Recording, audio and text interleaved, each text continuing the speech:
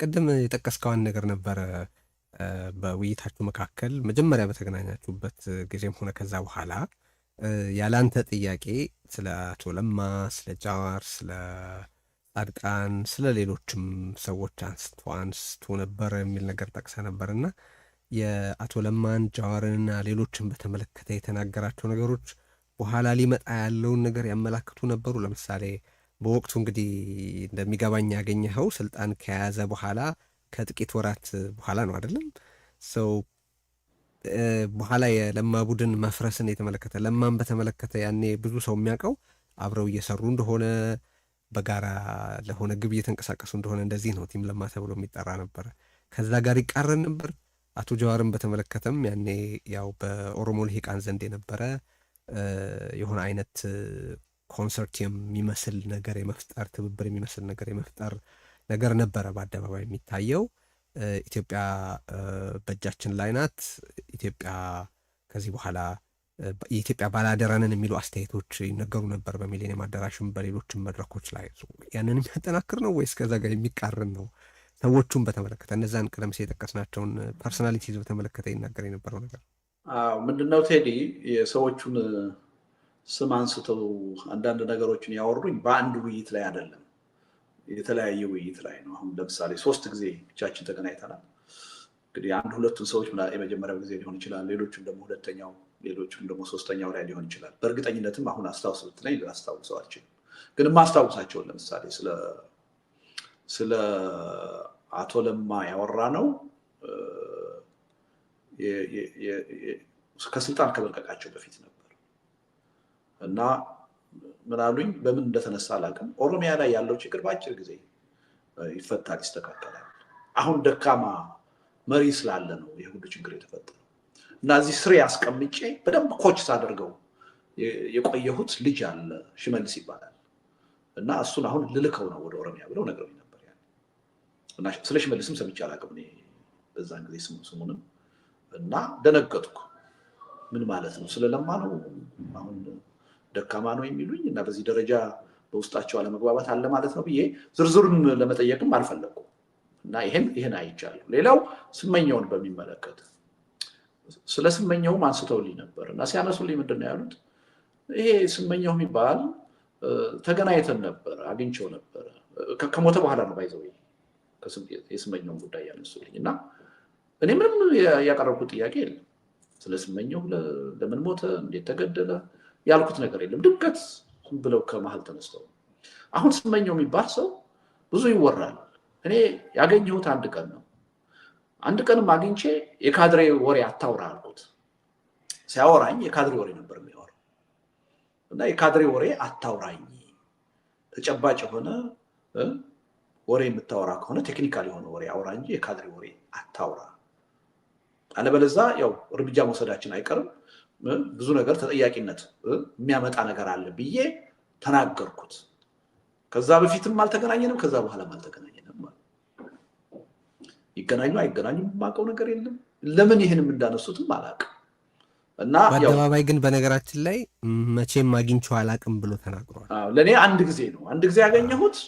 ሳገኘውም ጥያቄ ስጠይቀው የሚያወራው ነገር የካድሬ ወሬ ሆነብኝ። የካድሬ ወሬ አታውራ ብዬ አልኩት እና ይሄን ነው የጀዋርን ከእስክንድር ጋር ተያይዞ ነው ያነሱልኝ እና ያው እስክንድር አጠፋ አሉኝ። ምን ነው አልኳቸው።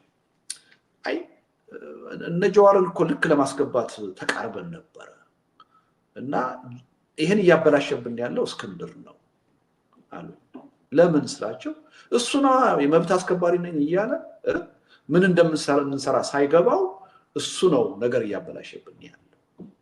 እኛ እነ ጀዋርን ልክ ለማስገባት ጫፍ ላይ ደርሰን ነበር፣ ያበላሸብን እስክንድር ነው አሉ። እንግዲህ ያኔ ታስታውሳለህ፣ እስክንድር በአዲስ አበባ ጉዳይ በጣም አክቲቭ ነበርና ያነሳቸው እንግዲህ በዚህ መልኩ ነው ያዩት። አሁንም እኔ ጠይቄ አይደለም ለምን እንዳነሳሁትም አላውቅም።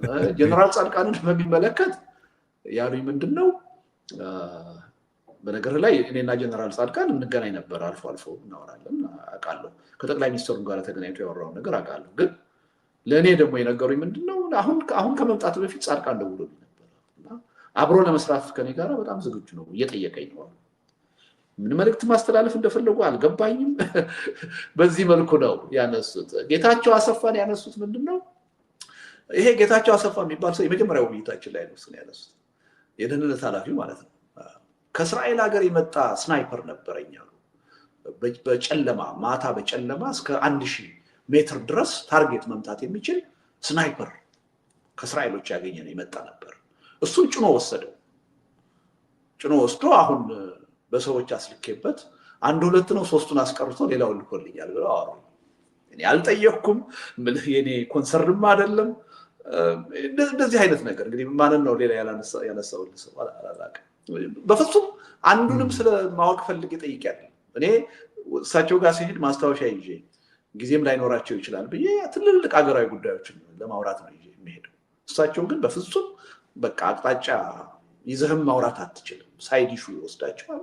ስለ ግለሰብ ነው የሚያወሩት እና በተለያየ ጊዜ የሚያወራው ማን ነው ስትነጋገሩ? አብዛኛውን ጊዜ የሚያወራው ጥሩ ጥያቄ ጠይቀሃል። የሚገርምህ ነው የመጀመሪያው ቀን ምናልባት 15% ካወራሁ ጥሩ ነው፣ ግን በቃ ሰዓቱ ሊያልቅ ይችላል ብዬ ገፍቼ አቋርጣቸዋለሁ። ምክንያቱም እነዛን የያዝኳቸውን ጥያቄዎች ሳላነሳ እንዳልወጣ በምል ግን ርቀው አይሄዱ፣ መልሰው ይተውና ወደ ሌላ አቅጣጫ ይገባሉ። እና እንዴት ነው ይሄ ሰውዬ ከኔ ጋር ብቻ ነው እንደዚህ አክት የሚያደርጉት የማያዳምጡት ብዬ እሳቸውን ያገኙ ሰዎችን አፈላልጌ 2-3 ሰዎችን አነጋገሩ። 15 ደቂቃ ደርሶሃል አሉ። ምችም 15 ደቂቃ ይመስለኛል ያወራሁት ስላቸው፣ አንተ በጣም እድለኛ ነህ አሉ። 5 ደቂቃ እኛ አውርተን አናውቅም እና ገባኝ ለእኔ ብቻ እንዳልሆነ። እና አንዱ በጣም የሚገርመኝ ነገር ይሄ ነበር። በፍጹም አያዳምጡ። አንተ እያወራሃቸው በሚቀጥለው ስለሚያወሩት ነገር ነው ፕሮሰስ የሚያደርጉት። ገጽታቸውን በማየት ምልህ ይገባሃል። በፍጹም ደግሞ አጀንዳና መስመር። አሁን ሰዎች ለምንድን ነው ጋዜጣዊ መግለጫ የማይሰጡት? ለምንድን ነው ውይይት ክርክር ውስጥ የማይገኙት ይላሉ። እኔ በደንብ እረዳለሁ ችግራቸው። በፍጹም መስመር ይዘው መወያየት አይችሉም። በቃ ሳይድ ኢሹ ነው የሚያወጣቸው እና መልሼ ወደዛ ለማስገባት በጣም ችግር ነው፣ ትልቅ ቻሌንጅ ነው እና እሱን አይቻልም ማለት ነው። አንድ እንግዲህ ሰዎችን ሳገኝ የምጠይቀው በተለይ ከአቶ ገዱንም አንስቼለት ነበር፣ ሌሎቹንም ሳገኛቸው እየሞከርኩ ነው የምጠይቃቸው። በነገር ላይ አንዱ ጥያቄ የመጀመሪያ ቀን ስንገናኝ አንደኛ ያው ታስታውሳለህ፣ ያኔ በቃ በየቀኑ የሆነ ቦታ የሆነ አደባባይ መቼም ስብሰባ ላይ እናያቸው። ሌላው ደግሞ ያቺ ከሌሊት በኋላ ሌሊት 8 ሰዓት ላይ መደወላቸው ገርሞኛል። ሰውዬ እንቅልፍ አይዛቸው ማለት ነው ብዬ እና የመጀመሪያው አንዱ ጥያቄ ስንት ሰዓት ትተኛለህ ብዬ ነበረ ጥያቄ ያቀረብኩት እና ከ2 ሰዓት እስከ 2 ሰዓት ተኩል አለ። ደነገጥኩ። ይሄ እኮ ጤናዎትንም እኮ ችግር ውስጥ ይከታል። በሚወስኗቸው በሚሰሯቸው ስራዎችም እኮ የራሱ ተጽዕኖ አለው። ለምን እንዲህ ያደርጋሉ አልኳቸው። እንዴት ልደቱ አልገባህም ማለት ነው አለ። ምን ነው? እኔ እኮ እዚህ ቦታ እኮ ብዙ አልቆይም እኮ። እኔ እኮ ይሄን ቦታ ለተወሰኑ ጊዜያቶች ነው እንጂ እኔ የስልጣን እኮ ፍላጎት የለኝም እና ምንም ትቼው ነው የሚሄደው። ኦኬ ብዬ ዝም አልኩና ትዝ ብሎኝ ነው አሁን ጠየቅ ስትል። አሁን ሰሞኑን ከቤተ መንግስት መውጣው ስሞት ብቻ ነው ማለቱ ተነግሯል። በቅርብ አይ ቲንክ ሚልኬሳ ነው ዶክተር ሚልኬሳ ነው ሲጠቅስ የሰማሁት እና አብይ አህመድ ብዙ መራራ ብዙ ደም ያፋሰሱ ቀልዶች ቀልዷል ኮት አንኮት። ግን በጣም ትልቁ ስላቅ ስልጣን አስረክቤ ሄዳለሁ የሚለው ይመስለኛል። ስሜ በፈቃደኝነት አስረክቤ ሄዳለሁ የሚለው ነገር ነው በእውነቱ። እና ትላንትና ሰዎች የቀልድ ቀን ነው ማን ነው ዋናው ቀልደኛ ሲባል አብይን ሲጠቅሱ ያየኋቸው ሰዎች አሉ። ችግሩ ምንድን ነው? በሚሊዮኖች ህይወት የሚቀልድ ቀልድ መሆኑ ነው በጣም የከፋና መራራ ያደረገው። አንድ ሌላ እዚሁ ጋር እንደው ማንሳት የምፈልገው ሰዎችንም የምጠይቃቸው ቅድም የጀመርኩት ነገር ነው። ጦርነት እንዴት ነው የሚወሰነው? በአብይ አእምሮ ውስጥ ጦርነት እንዴት ነው የሚዋለደው የሚለውን ጥያቄ ነው። አሁንም ማነሳልህ እሱን ነው። ምክንያቱም በቀደሙ ውይይቶቻችን በጽሁፎችህም ላይ የጠቀስካቸውን 2 ነገሮች እዚህ ጋር ላንሳና አንዱ ኢህአዴግ እንደሚፈርስና የትግራይም ጦርነት እንደሚጀመር አስቀድሜ ተረድቼ ነበረ ብለሃል። ይሄ ደግሞ ያው በብልጽግና በኩል የነበረው ፕሮፓጋንዳ እንደምታውቀው ሳናስበው ሰራዊቱ በተኛበት ወዘተረፈ የሚል በሚያስገርም ሁኔታ ብዙ ሰው የገዛው ያው ሊገዛውም ስለፈለገ ነው፣ ራሱንም ማታለል ስለፈለገ ነው ብዬ ነው ማስበው። ግን የገዛው ነገር ነበረ ያኔ የኢህአዴግ መፍረስ እንደማይቀር እንደ የትግራይም ጦርነት እንደማይጀመር እንድታስብ ምክንያት የሆነህ ከእርሱ ጋር የነበረ ኮንቨርሴሽን ምንድን ነው የሚል ነው። ግን ተያያዡ አስታውሰሃለሁ፣ ተያያዡ ነገር በጽሁፍ ላይ አንድ የጠቅሰኸው በተለያየ ጊዜም ከአንተም ጋር እኛም እኔም በራሴ መንገድ ዲስከስ ያረኩት ምንድን ነው አደጋን የመረዳት የአንጎሉ ክፍል ወልቋል የሚል ሀረግ ተጠቅመህ ነበረ። ይሄንን ድምዳሜ የደረስከው ከእርሱ ጋር ከነበረ የግል ውይይት ነው ወይ ልልህ ነው። ሁለቱን አስተሳስረን እናያቸው። ያ አንደኛ ኢህአዴግ እንደሚያፈርሱት፣ ሁለተኛ የትግራይ ጦርነት መምጣቱ እንደማይቀር የመጀመሪያው ግንኙነታችን ጊዜ ነው ያወቅኩት። እና እንዳልኩህ ይሄ ማለት ከስልጣን ከያዘ በወራት ውስጥ የተወሰኑ ወራቶች አልፎ ገና ኢህአዴግ ሳይፈርስ ማለት ነው ኢህአዴግ እያለ እና ምንድን ነው ይዣቸው ከገባሁት አንድ 6-7 ጥያቄዎች ውስጥ አንዱ ይሄ ጥያቄ ነበረ። ኢህአዴግን ለምንድን ነው የምታፈርሱት? ኢህአዴግን እኮ ስታፈርሱት የፖለቲካ ችግር ይፈጠራል፣ ቀውስ ይፈጠራል። ያ ቀውስ ደግሞ በኢህአዴግ ብቻ ታጥሮ የሚቀር አይደለም፣ ለህዝቡ ለሀገሩም ይተርፋል። እና ይሄ የተጀመረ ለውጥ ስኬታማ እስከሚሆን ድረስ የውስጥ ቅራኔያችሁን ችግራችሁን ቢኖርም እንኳን ታግሳችሁ መቀጠል አትችሉም ወይ የሚል ጥያቄ ነበረ ያነሳሁት። ያው በአደባባይ የምናገር ነበር ያኔ ኢህአዴግ መፍረስ የለበትም ብዬ። ግን ታስታውስ እንደሆነ ደግሞ ትግራይ ላይ ወዲያው ደርሼ እንደተመለስኩ ነበረ የተገናኘ ነው። እና አንዱም በእሳቸው በኩል እንደ ትልቅ ጥያቄና ቅሬታ አድርገው እኔ ላይ ሲያቀርቡ የሰማኋቸው ለምንድን ነው ትግራይ የሄድከው? ለምንድን ነው ኢህአዴግ አይፍረስ የምትለው የሚል ቅሬታ ነበራቸው። እና ሰፋ ያለ ውይይት ያደረግነው በዚህ ረገድ ነው። እና ኢህአዴግ መፍረስ የለበትም ስል ወዲያውኑ አውቶማቲክሊ መፍረስ አለበት፣ ኢህአዴግን አፈርሰዋለሁ። መተማመን ያለብን በፓርቲ መዋቅር አይደለም፣ በመንግስት መዋቅር። ስለዚህ ኢህአዴግ የሚባል ፓርቲ አያስፈልግም። ምንም ግልጽ በሆነ አማርኛ ነበረ የነገሩ።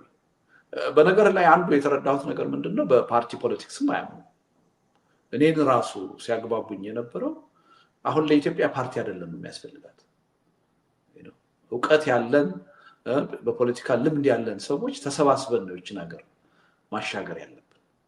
ስለዚህ ግለሰቦች ነን እንጂ መሰባሰብ ያለብን ፓርቲ አይደለም እንደዚች ሀገር የሚያስፈልጋት የሚል በጣም ጠንካራ የሆነ እምነት እንዳላቸው ነበር የተረዳሁት። በመዋቅር እንደማያምኑ፣ በተቋም እንደማያምኑ ያወቅኩት አንዱ በዛ ነው። እና ኢህአዴግን በግልጽ ቋንቋ ነው አላስተባበሉም፣ አፈርሰዋለሁ።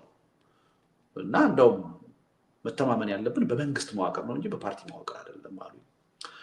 ቀጠሉና ያው የቲፒኤልኤፍ እየተነጠለ መምጣት፣ በቲፒኤልኤፍ ላይ የሚደረጉት ዘመቻዎች፣ በእነሱ ጉዳዮች ላይ ተነጋገር። እኔ ተገቢ አይደለም። ለምንድን ነው ተገቢ አይደለም የምትለው አሉ። አይ ይሄ ችግር በቲፒኤልኤፍ የሚቆም አይደለም።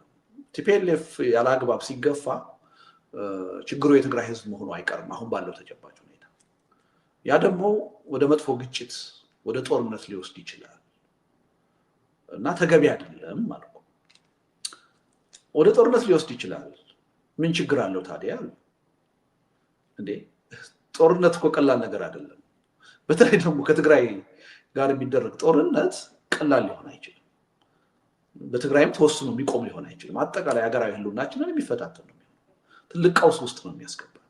ይሄ ደግሞ አሁን ተጀመረ የሚባለውን የለውጥ ሂደት ያጨናግፈዋል። እንዲህ አይነቱ ነገር እኮ ጭራሽም ሊታሰብ አይገባውም። ወደ ጦርነት ሊያስኬዱ የሚችሉ ነገሮች ሁሉ በጥንቃቄ ነው መታየት ያለባቸው አልኳቸው። ሳቁ። ምንም ሀሳብ አይገባሉ። አሁን 3 ወር አጥረን ካስቀመጥናቸው ልክ ይገባሉ፣ የትም አባታቸው አይደርሱም።